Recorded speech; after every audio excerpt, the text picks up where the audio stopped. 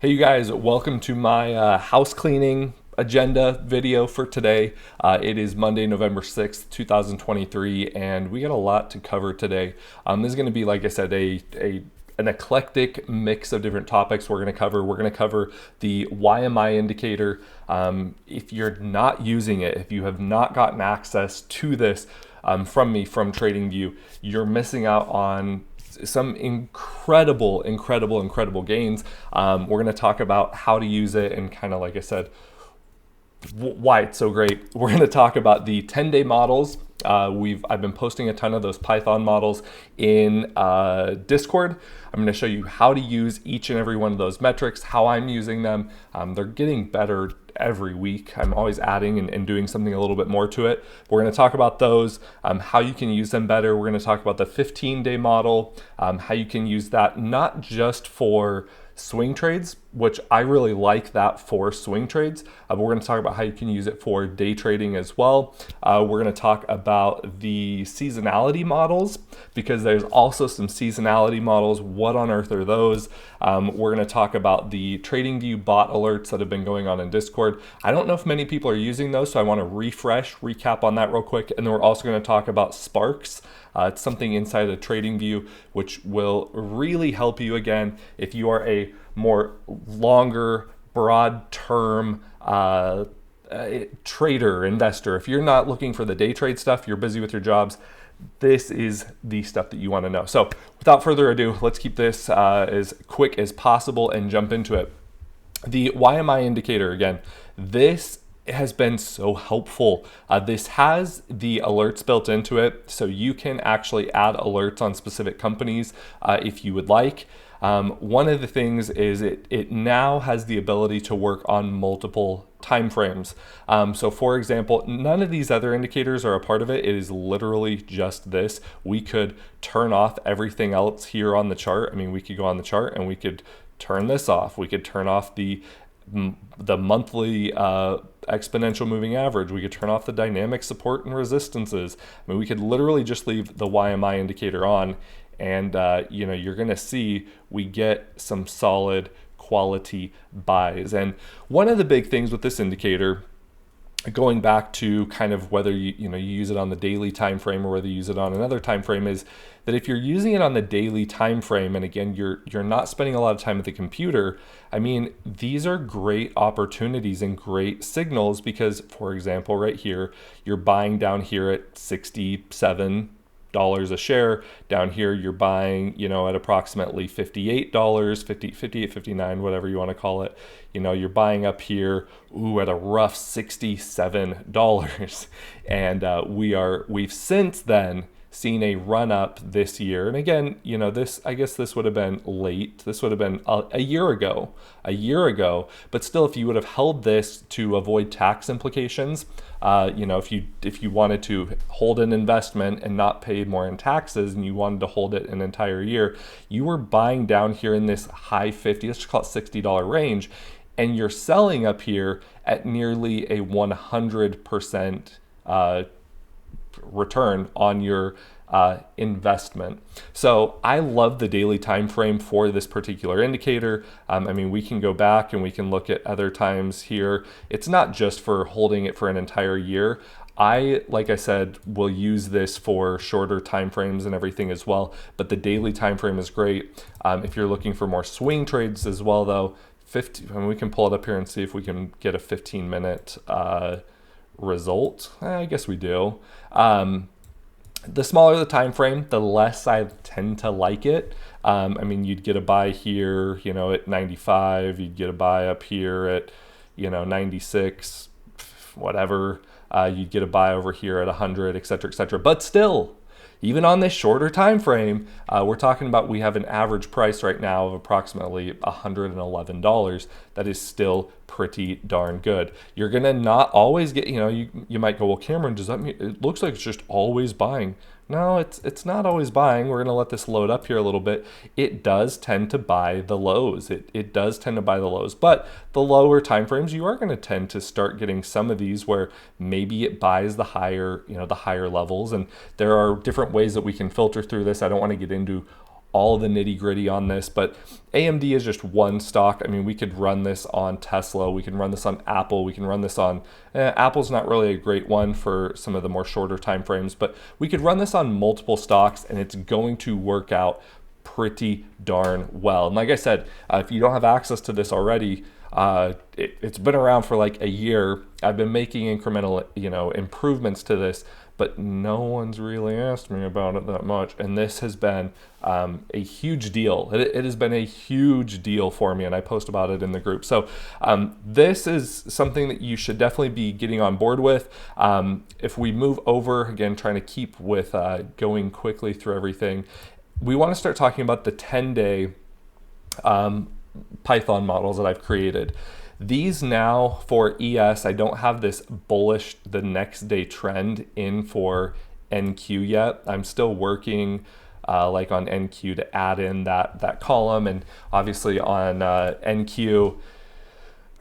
ES, these aren't color coded yet. I'm learning how to code. I'm not a coder, so as you know, I'm slowly getting better at doing all these things and figuring out the dates. And I think this one might have a little bit, yeah, this one actually knew to choose the right date. It chose for the 6th, which is today, whereas ES it chose Sunday. So I'm incrementally making small finite adjustments. But what is this? What is this table for, and how do you use it? Well, what this does is it has a rolling 10-day look back period. And in fact, if we scroll up here, this script fetches historical stock data and performs technical analysis to identify pivot points and plots key levels using Plotly. It also generates a histogram of these pivot levels and creates a heat map table for the last 10 days. I use ChatGPT to create that. And this is what it does. It creates this table here. Now, what this table does is it actually first, we started off by creating pivot levels. So we created these levels that are identified using an algorithm.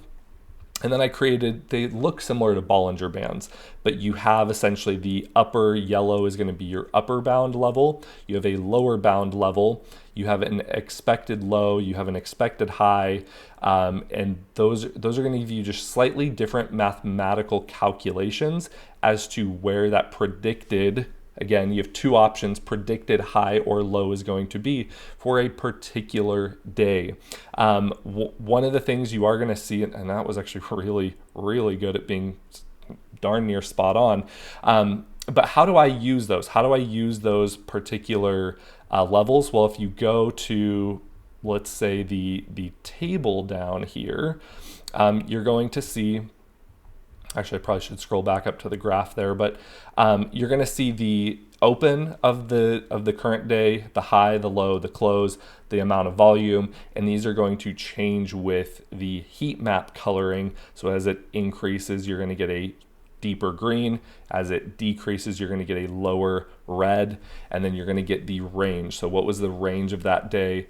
What was the upper bound? So that level, again, we're talking about upper bound is the yellow level, and then the lower bound is going to be the turquoise level. So you can see those tend to be more of, right now, they tend to be the wider levels, whereas the expected high, expected low tends to be the tighter range. It does alternate and it does vary. I usually like to say the way that I use these 4 levels, or these bands, if you will, is I'm usually expecting the high to be whatever one is lower of the two, or of the 2 higher levels, or I expect the low to be the higher of the lower 2, if that makes sense. So for example, if we were like looking back on this day, or this is like November 1st or October 31st or October 30th, I would expect the lower bound, the blue level, to be our low of that day. For the high, I would be looking more at looking for that expected high level as being the more appropriate or likely high of day. And so that's how I use those. Now, they use different calculations. In fact, I think I told Josh, I think I sent this to Joshua and kind of showed him what the calculations were. So if I open this in browser, Perfect. You can see here, this is the full code for how those levels are calculated. Let's see, which ones are these? So you calculate the mean over the last 5 days. There we go. The upper bound level and lower bound levels it's basically just using the mean. It's using a 5-day rolling mean for the calculation of those levels.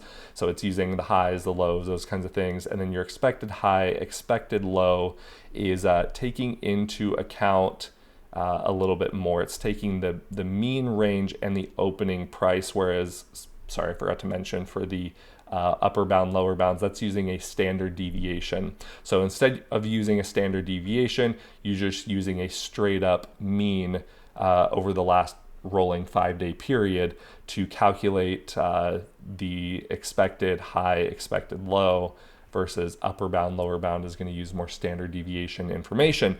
Now, all that to say, you might go, well, Cameron, okay, what does all that mean at the end of the day? Well, at the end of the day, we're using some of that information to give us a better frame of reference for where we can expect the end range of an excursion to be, especially if it's early on in the day. If we're already up at that end range, maybe it's likely that we see a reversal, or maybe it's likely that from there we're going to continue up. And this can also help with our key price levels as well. So there's a lot of solid information that you can glean from these tables, and you also want to look for it to line up with things like these pivot levels. So when you see there's a 4158 pivot level down here, that can be of importance. There's obviously this pivot level was key for our range back here on October 23rd and October 25th. And so using confluence, that is really what these tables are for. And then we have our bullish, bearish. This uses another calculation. Basically, if there's higher highs, if you have if the current day closed higher than the previous day's close, it's very simple. This doesn't take into account any of this other data yet, but I'm going to essentially, the goal is to create a confluence of data. The table is going to continue to get more advanced, but the goal with more advanced data, or a broader range of data, that I can take all of that and we can simplify it, and we can give ourselves bullish, bearish, or uncertain, undefined. And that is really the goal, because not every day are we going to expect that it's going to be bullish. Not every day should we expect that it's going to be bearish. Maybe it's just going to be too difficult to predict based on the mathematics and the tools that we have. There's no shame in that. And so what I'm really working on with these data tables is to get enough information to give us a bias, and some days to not have a bias, because that's okay too. We need to know when and where those days are. And as we're talking about more bias and different things like that, we should definitely talk about our seasonality. Where is our seasonality? This is untitled. Those are more models that are in the works. If we go up here to our seasonality tables, though, I did not talk about the 15-day model. That's going to be really important, though. Let me get to that one here in a second.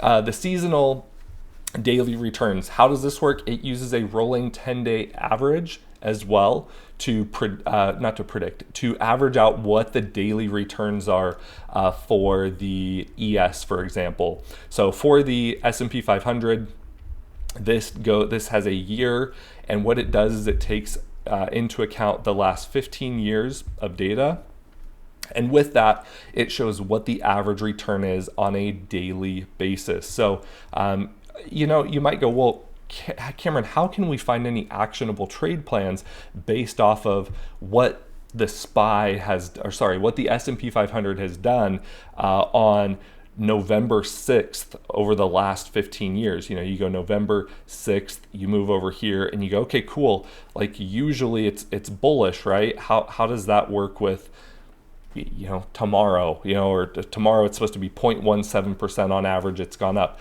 What you're looking for is you're looking for broader trends in the market. So you do want to take into account what the market has done recently. What has it done over the last week or two, right? But what you also want to include with that is also the context of, okay, we do tend during these periods of time for over a decade to be in a general bullish uptrend at this time of the month, of the year, right? So you can get all of that data from these seasonal tables. We have a little bit more. I'm experimenting with different options as well, or different ways to present the data. All of this is in we're going to actually look at this here in a second. I'll show you the Python models area. But then I wanted to show you one more that I will give you guys access to as well, that you can actually do this and get a different way to see the data, not just from a daily standpoint, because maybe seeing everything from a granular standpoint is just too much. Maybe you don't want to see every single day and every single percentage value. Maybe that's not actionable enough. But maybe knowing, for example, whether it's Tesla or the S&P 500, that on week 43, are we on week 43 or we on week 44? This is week, oh gosh, this is week, yeah, I wish I knew. I don't remember what week of of the year it is. We're on 43 or 44 of the year, but maybe it's important to know. I mean, this would be a really good, knowledgeable thing. Alexa, what week of the year is it? It is currently the 45th week of 2023. 45th, okay. Alexa, off. So we are on the 45th week. We know that these weeks tend to be more green for Tesla. Tesla going into November tends to be green. These are actionable details that you can use in order to have the odds more skewed in your favor. The higher probability comes from having multiple confluences of data that are going to work for you. So this is another tool, and you can change this out, change out what ticker you're looking at. This is another tool that we built. But last but not least, as we pull over the Python area, is we have our 15-day model as well. So as you guys know, I've been posting, just a recap in these areas. We've already talked about how the graphs work, how the tables work. We have not talked about the, let's go 3 days ago. Maybe this one will work. We've not talked about the 15-day model here and kind of how this model works though as well. This is just for SPY. This is a 15-day risk model. And this is actually a really great tool because you have this oscillator, reduce risk when the oscillator moves into this range, add risk as you're getting down into this range. You'll notice that the green area is slightly greater than the upper, but that's simply because the stock market tends to go up more than it tends to go down. So you're going to spend more time buying versus selling. Makes sense, right? This is a great tool just from the simple fact that when we're down in this range, you should be looking to buy. This is a great little area that, as long as you manage your risk appropriately, when we are pulling back, and as we can see, this recently 11-1, we were starting to see a bottom, and what has the market done since then? It has absolutely rip-roared and rared on up. And you go, okay, Cameron, what did the models repaint? What did they used to look like before? Well, if we scroll back here and I don't know, take a look at this one right here, we can see that we were down here. It's not repainting. We were down here in this area. As I scroll back up here, we can take a look one more time. I just figure it's nice and easy. There we go. We can see kind of how that was there. So you can always look back on all these models. You can look back at the bullish trends, bearish trends. You can take a look at all of this data here, and it's continuing to get better. I personally, if I was recommending to anyone that's not trading daily, I would highly recommend using that 15-day risk model and using the bullish bearish data, for the following week that's in these tables right here. What I would also use is the investment indicator. Using that investment indicator is going to be of a lot of help over here in TradingView to know when to buy and get in at a decent stinking price. As we go over to the watch list area, again, I was saying, if you're not super experienced and you're not spending a ton of time in the markets, This is a great area if you go to TradingView and you go to markets and you just go overview, or you can go Sparks, you can go all Sparks. That's where you're going to go. You're going to see different things like they're basically different classifications of stock, like FANG, Facebook, Amazon, Apple, Netflix, and Google, right? That is what makes up FANG. You can get information about the companies. What I really like is that you can get the FANG return over the day, the 1 year return, the 5 year return, the total return. And then what you can also do is you can also look at different time frames, and you can see how the sector or how the group of stocks is doing from a technical standpoint. Now, this isn't a full-on chart, right? Yes, you know, maybe you want a full-on chart, but if you go down and you start to look, okay, where is the ranges? Are we in a range? Are we coming up on upper resistance? Especially on something like FANG, where it makes up a large percentage of the overall markets. Do we start to take some profits off our swing trades? Do we look to start buying the lower, the lower bounds here, the lower supports down here at 170? Yes, we got down here to 167, but were we looking for some buys down here in the 170s? Well, this technical analysis tool could really help you. And again, what it does is, instead of just looking at one stock or the entire S&P 500, you can look at FANG. You can even get down to looking at different sectors. Maybe you're interested in investing in 5G stocks and you want to know which companies are the biggest in investing in 5G. You can look at some of these companies. Lastly, there's all sorts of stuff: alcohol, luxury, fashion. What a killer return, 791%, 103% over the last 5 years, 13%. You can look at what each of these companies have done individually. LVMH has done extremely well over the last few years. They have probably done the absolute best.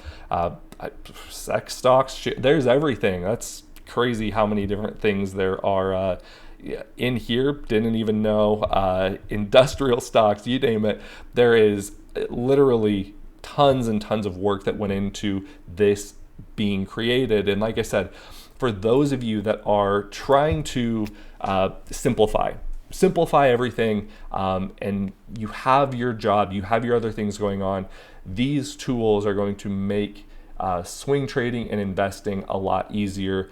And then for those of you that are also day trading and in the futures game with me, these tools do help. Now, this stuff on sectors and that kind of stuff, no, it's not going to be a huge deal. The YMI indicator, not going to be a huge deal. But those models are so critical because it will help you narrow your field of focus. Are we focused on the long side today? Are we focused on the short side today? Are we in a consolidation range? Do we need to take longs and shorts in order to maximize our profitability? The biggest thing I've been working on over the last year has been figuring out how to weed out one side of the key price level, right? We're always talking about how can we weed out one side of the trade and still give ourselves the max potential for profit. And these tools, these macro tools, are really what's helping me right now to be able to do that. So I hope you found this video helpful. I know it's long. I apologize. I'm trying to give you as much information as possible. And if you just skipped around, great. If you could give me a like, I would appreciate it. If you're not already subscribe, and I will catch you guys in the next video. Thanks for watching. Bye.